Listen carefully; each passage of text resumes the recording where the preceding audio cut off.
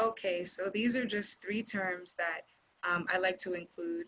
Sex trafficking is the vehicle that drives prostitution, and I think that that needs to be emphasized. And we like to say at my job that you can be in prostitution having never been trafficked, but when you're trafficked, it's almost always for the purposes of prostitution. Um, there are many different definitions of prostitution when you Google it, but I like to use this one because of the term enterprise. Um, a lot of people, I think we need to call it out for what it is. And honestly, when you call it an enterprise, then you get to see prostitution as a system as opposed to an individual choice, which then helps you recognize that it's a system that thrives on other oppressive systems. Hence why I put sex work in quotations, because now you could recognize that sex can never be work and that there is no agency and autonomy if prostitution is already a system that was in place that targets vulnerabilities. Um, so on the left, I have something very similar to what Rebecca was saying about the push factors and the precursors that really affect marginalized communities and them getting into prostitution. So it can happen to anybody, but the sex trade disproportionately targets Black and brown women and girls and children. Over 40% of the population of people in prostitution are LGBTQ plus identifying folks. Um, well over 30% of children and people that were in prostitution have either been in the foster care system or are currently or were homeless at some point. Um, Immigrant and undocumented populations, anyone who struggles with substance abuse disorder, anyone with a sexual abuse history, all of these things are precursors um, and pathways of entry into prostitution. And this stat remains the same amongst many people, but over 80% of sex buyers are white, middle-aged men with disposable income, many of which who have an education or higher education, many of whom are married. So there are many different frameworks that govern prostitution in different places. On this slide, I'm going to just focus on criminalization. Um, Criminalization is what we currently have in all of the 50 states, with the exception of a few counties in Nevada where prostitution is legal in the legal brothels there. So currently under criminalization, the person that's prostituted gets arrested. That arrest leads to a criminal record. Um, there are currently under criminalization no services for people in or people who wish to exit the sex trade. And because of their prostitution criminal record, they face a lot of discrimination or ostracization, hence why it's harder for us to get jobs, get housing, or you're discriminated against because of the history that you have on your record. So I wanted to emphasize this slide because a lot of people don't recognize that a lot of people think that decrim, full decriminalization, and full legalization are different. In the current argument and in the current push for full decrim, a lot of people like to say, well, we're not talking about legalization, we're talking about full decriminalization. And what I want to point out is that although they're different in name and although they have a slight difference, the reality and the results of both of these legal frameworks are the same. And that is that they remove the consequences and the punishment for sex buyers. So regardless to whether or not it's fully legalized in places like Germany and Amsterdam, or if it's fully decriminalized, like what a lot of people are pushing for and what we've seen in certain places, both in and of themselves remove the punishment for sex buyers, therefore we're telling the world that that makes it okay for people to continue purchasing sexual access to our bodies.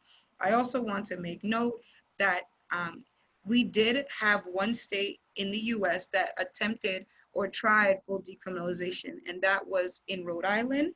But what ended up happening is that in 2009, they reversed the law entirely back to criminalization because of all of the harmful and negative effects that they've seen with decrim.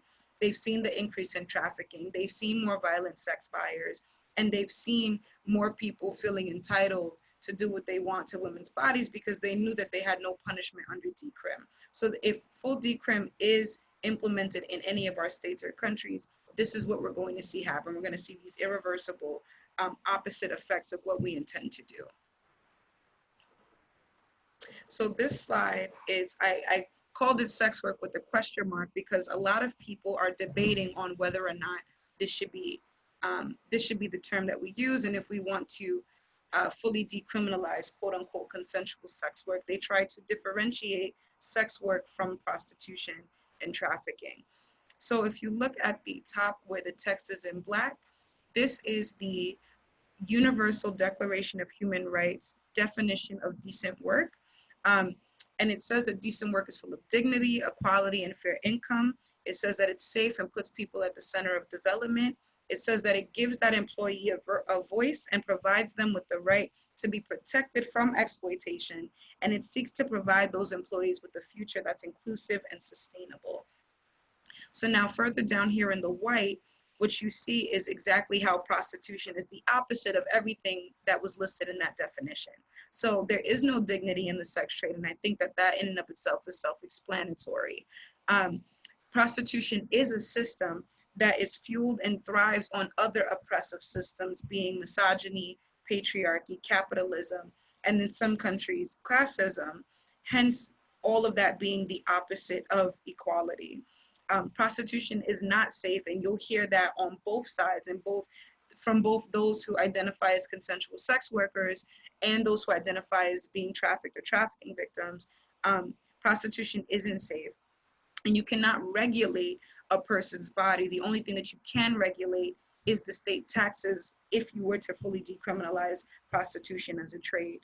Um, Prostitution does not put the exploited person in the quote unquote center of development.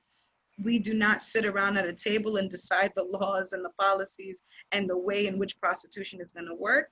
In fact, it is the traffickers, the perpetrators, the sex buyers who control what, when, and where something happens in prostitution. And also, prostitution is not sustainable. There is no gainful employment in prostitution. So there's no way to get promoted. There are no benefits. So this is not something that can sustain itself, which is why so many people need resources once they exit, and why relapse is so prevalent in those who have exited the sex trade, because there are no resources put in place, and prostitution doesn't set you up with a benefits package afterward. You know, I hear things in New York all the time like, oh, we love this, don't control my body, it's my agency, it's my autonomy, etc., etc. That's all false. One, because and you know, I have to get this out because a lot of people love to say, you know, sex negative people, carceral feminists, SWERFs, which is a term that they use that stands for sex worker and exclusionary radical feminist. That's what I'm called out here. You know, it's not that we're sex negative.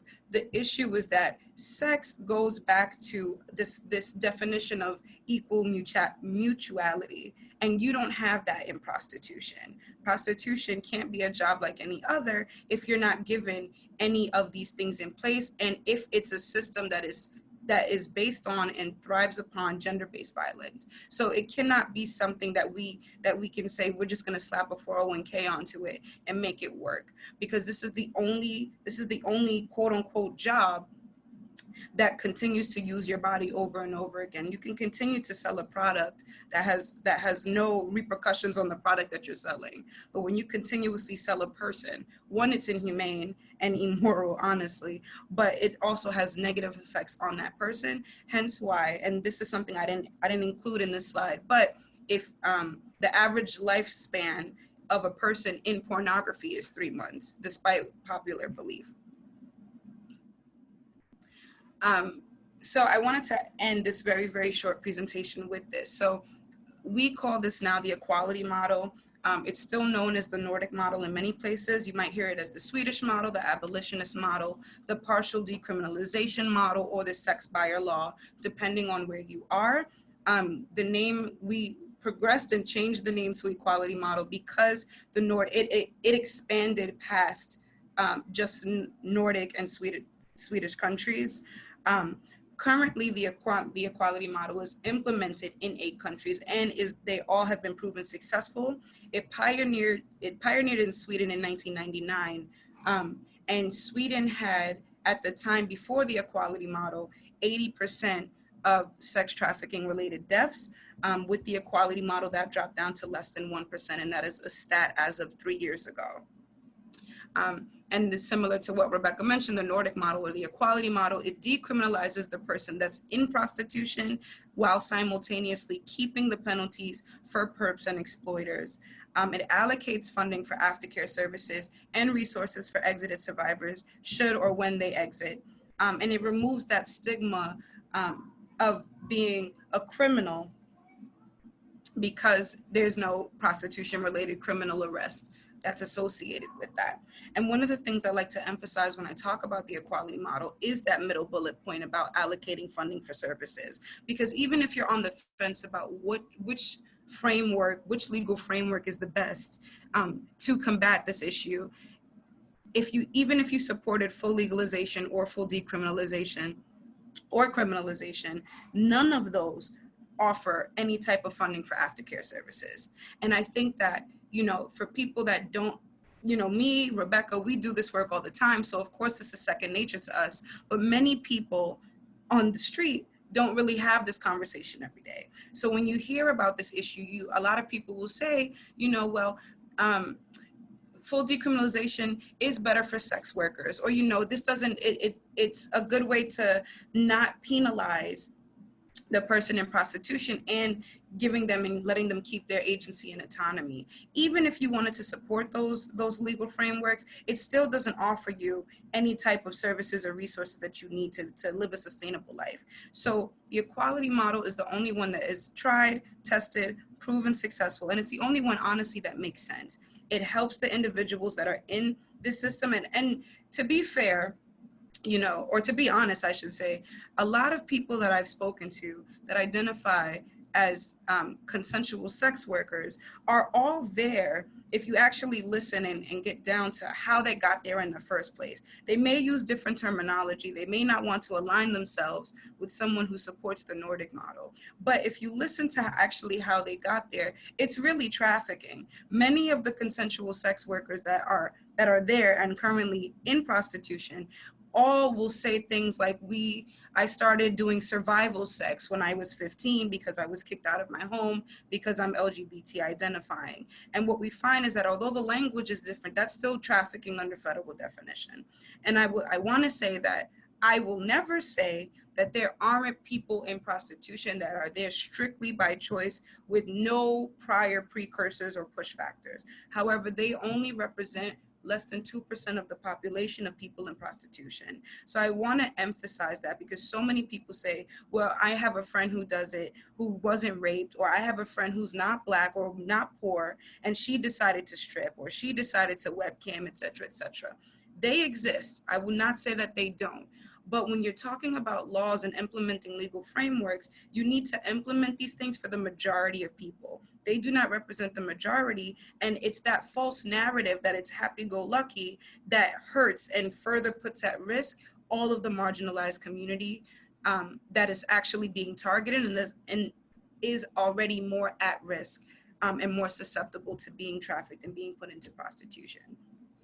So I just wanted to say that this is, like I said, the shortest PowerPoint you've ever heard. This is the last of it.